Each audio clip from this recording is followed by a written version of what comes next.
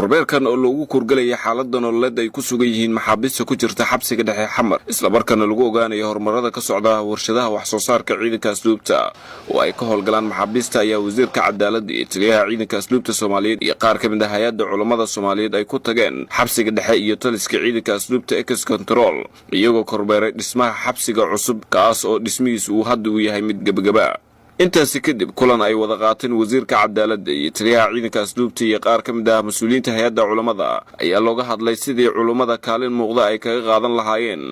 sidii dhalinyarada ku jirta xabsiga dhexe looga wacyigelin lahaa fikirka xagjirka taliyaha ciidanka asluubta Soomaaliyeed Sarreey Guud Bashiir Maxamed Jaamac ayaa ku booriyay in ay joogteeyaan culimada kormeerka iyo la socodka xaaladda maxaabiista inaad soo booqataan sidoo kale xabsigii cusbaa hadda gacanta lagu hayay oo qayb ka mid oo dhamaatay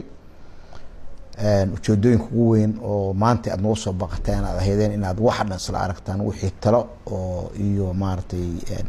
wacyigelin diini ahna aad naga siisaan wixii marka aad ku soo aragteen iyo wixii aad meesha kala kulanteen iyo wixii tusaale iyo toosin aad nasiinaysaan waxaan rabnaa wixii aad noo soo inaan idinka barano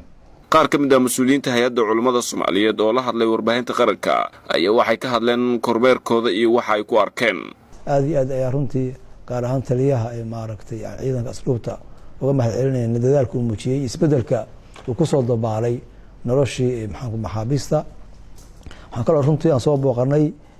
xabsiga cusub oo hadda la dhisayo oo runtii ah meel aad u wanaagsan oo maxaan ku rahaa si casri loo dhisay maxaan ku oran karo standardka caalamiga ah ayay waafaqsan tahay laakiin maanta waxaan aragnay dad iyagoo qolal ku jira aad u tiro badan runtii oo baaxadii tirada loogu talagalay ka badan kuna jira qolalka duruuftuna ay keentay xabsiga xiriir haddana markay taliyaha arkeen wasiirkan waa wadaa uu yiri markay arkeen taliya Bashiir inay wada qoslayeen wada faraxsan yihiin wasiirka cadaaladda xukuumadda federaalka Soomaaliya Mudane Xasan Xuseen Xaaji ayaa ku booriyay culimada Soomaaliya in ay joogteeyaan wacyigelinta maxaabiista ku jirta xabsiga dhexe dadka maxaabiista ku jiro waxay u baahan yihiin wacyigelin fara badan bay u baahan yihiin in culamaa u diinka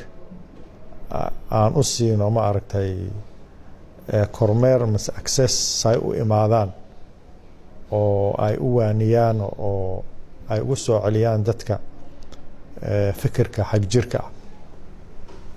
ayagoo la kaashanayo culimada kale taasna kulay waan ka wada hadalnay insha Allah taliska iyo wasaaradda iyo culimada waan ka wada hadalnay Axmed Cumar warbaahinta qaranka Soomaaliyeed magaalada Muqdisho